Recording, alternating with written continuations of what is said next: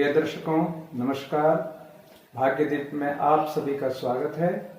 एक बार फिर आपके सामने उपस्थित हूँ एक नई सब्जेक्ट को लेकर के, एक नया विषय को लेकर के।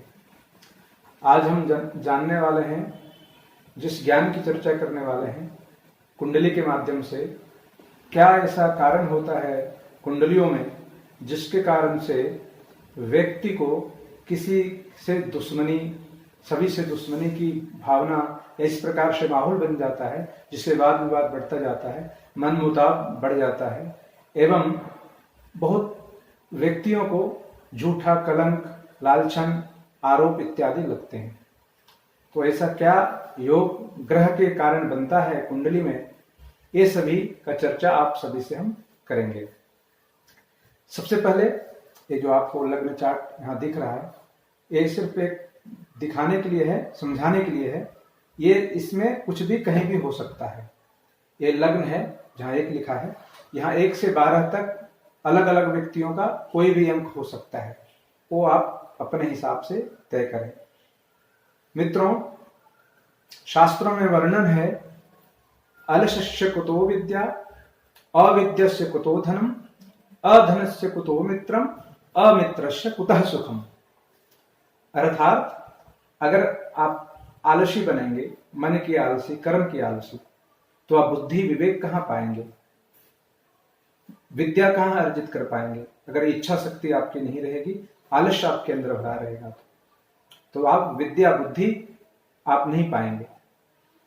और अविद्यस्य कुतो धनम, अगर आपके पास कला नहीं रहेगा, विद्या नहीं रहेगी, तो आपके पास धन कहाँ से आएगा? और अधनस्य कुतो मित्रम, बिना धन का मित्र नहीं बनता। ये वर्तमान समय में भी बहुत ज्यादा बढ़ गया है। वर्तमान समय में इसकी और ज्यादा आवश्यकता बढ़ गई है कि बिना धन का मित्र नहीं बनता कोई। और अमित्रस्य कुतः सुखम, और आपके पास मित्र नहीं हो, परिवार नहीं हो, रिश्तेदार नहीं हो, तो आप सुख किसके साथ करेंगे? सुख क्या करेंगे? अकेले रहना सुख का परिचारक तो नहीं है। सुख तो घर परिवार के साथ में रह के, रिश्तेदार मित्रों के साथ रह के, मित्र के साथ ही आप सुख की प्राप्ति कर पाएंगे। इसलिए कर्मठ बनिए, उठिए, इच्छा शक्ति को जागृत करिए और अपने कार्य की ओर बढ़िए और अपना ज्ञान को बढ़ाइए। तो आज इस ज्ञानवर्धक कार्यक्रम में मित्र, दुश्मनी, आरोप, कलंक इत्यादि के बारे में चर्चा करेंगे। कुंडली में ऐसी कहां से ऐसी परिस्थिति बनती है। लग्न, अगर किसी भी कुंडली में लग्न का स्वामी 12वें घर में हो, तो ऐसे व्यक्तियों के ऊपर, याद रखिए, फिर से एक बार बोल रहा हूं, लग्न का स्वामी 12वें घर में बैठा हो तो ऐसे व्यक्ति के ऊपर झूठा आरोप, कलंक इत्यादि बहुत मात्रा में लगता है, अधिक लगता है। उसकी गलती भी नहीं रहेगी, फिर भी उसके ऊपर आरोप लग जाएगा, कलंक लग जाएगा। अब यहाँ कलंक आरोप का मतलब ये नहीं है कि कोई आपसे कोई लगा दिया। इसका मतलब यह है कि कोई भी कार्य आप करते हैं, आप अपने ऑफिस में हैं, व्यापार में हैं या फिर पढ़ाई में हैं, कहीं भी ये लग सकता है। जैसे आप ऑफिस में कार्य कर रहे हैं, मेहनत आप कर रहे हैं, सही दिशा आपकी है, लेकिन सहयोगियों के कारण या किसी और के कारण बता देगा, मैं तो उसको ऐसा बोला नहीं था करने के लिए, वो अपने से किया है। इसी प्रकार से कई जीवन में समस्याएं आती है और आरोप कलंक लग जाता है या षड्यंत्र का शिकार भी हो जाते हैं।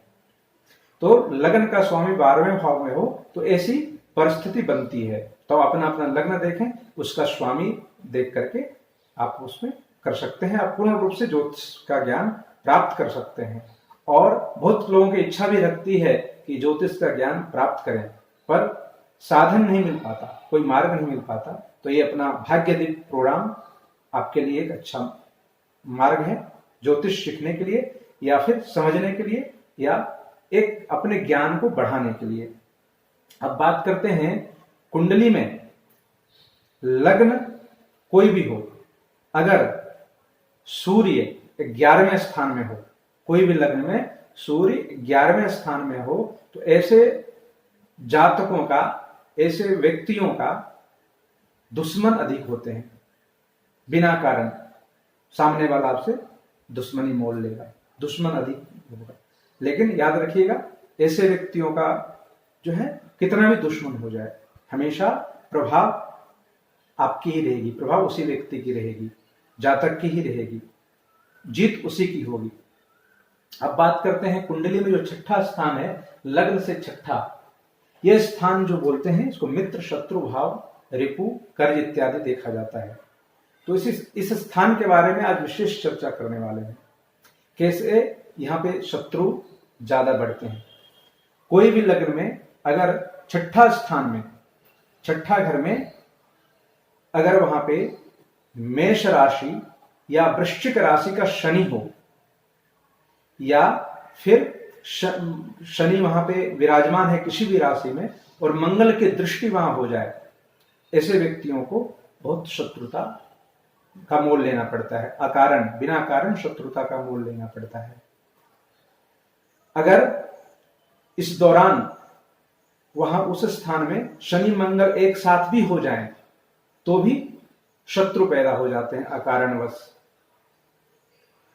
और अगर उस स्थान में कुंभ, मकर कुंभ राशि का मंगल हो जाए, या फिर किसी भी राशि में वहां मंगल है, शनि की पूर्ण दृष्टि हो जाए, तो ऐसे व्यक्तियों का अकारण शत्रुता बढ़ती रहती है और यहां तक बढ़ जाती है कि कोर्ट मुकदमा तक भी मामला चला जाता है, चाहे व्यापार में हो या फिर अपने ऑफिस कार्यों में हो, या सरकारी नौकरी में हो या प्राइवेट नौकरी में हो।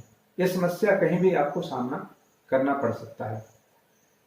छठा स्थान में अगर राहु केतु, राहु या केतु दोनों में कोई एक विराजमान हो, तो व्यक्ति को अपने इष्ट मित्र, अपने करीबी रिश्तेदार से शत्रुता का मोल लेना पड़ता है।